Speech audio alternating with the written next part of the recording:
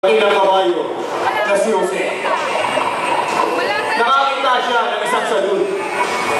Bumaba siya. Wala kami makita. Pumasok siya sa isang salon. At naupo sa sahig. Sa sahig. Umorder siya ng isang serbesa sa isang serbedora. Hindi ikaw yung bakla.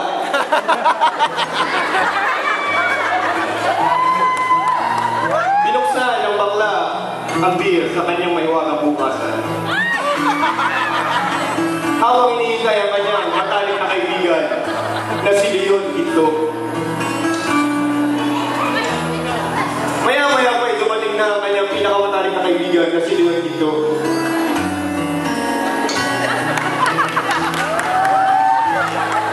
Si Leon Quinto ay umorder din ng beer sa isang serbedora.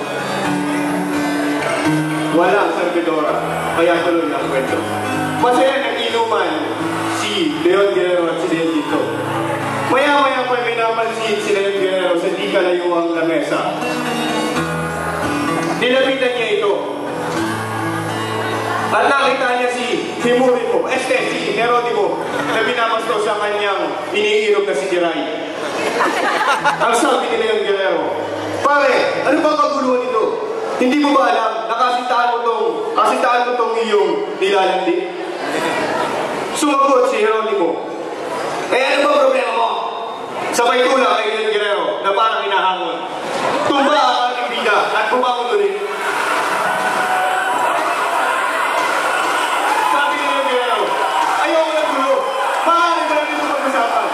Napansin ng mga magandang people at sila ay nagsigawan at nagpustahan. Maya-maya pa lumapit ulit si Aaron balik tulak. Natumba ulit ang ating bida. Bumangon ito at wala nagawa ang ginagalit. Ginamit na ng kanyang special adume.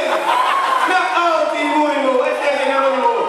At maya-maya pa, pagkatapos ay nagkameron ng kasiyahan sa pagkakapanalo ng ating bida.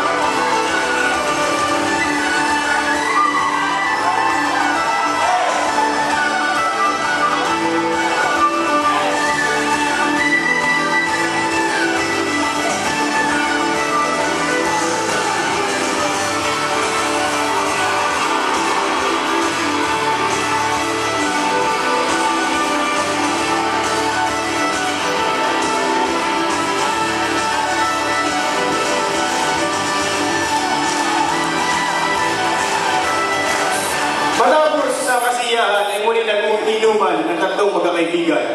Si Leon Guerrero, si Leon Quinto, at si Jose, ang dakilang kabayo.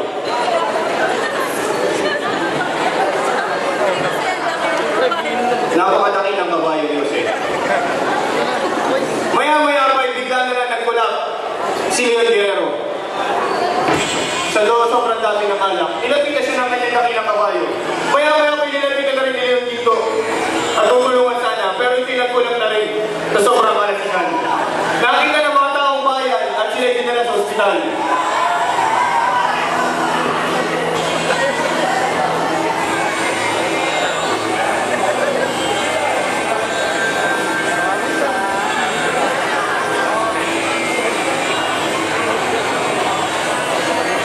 Habang nasa ospital, makalipas ang ilang araw ng pagkakahiblay, napansin, nagdala ang ating nurse ng kanilang hospital bill. Napansin ni Leon Guerrero na mas malaki ang kanyang hospital bill kaysa kay Leon Quinto. At doon ipinaliwanag ni Leon Quinto na siya ay miyembro ng PhilHealth at ipinalak niya ang mga programa nito. Simula noon, nakamiyembro na si Leon Guerrero at nagbabayad din siya ng kanyang kontribusyon kada 3 buwan. PhilHealth Insurance Corporation, tapat na serbisyo, sapat na benepisyo, lahat panalo. At dito po nagtatapos ang presentasyon ng Management Services Division na pinamagatang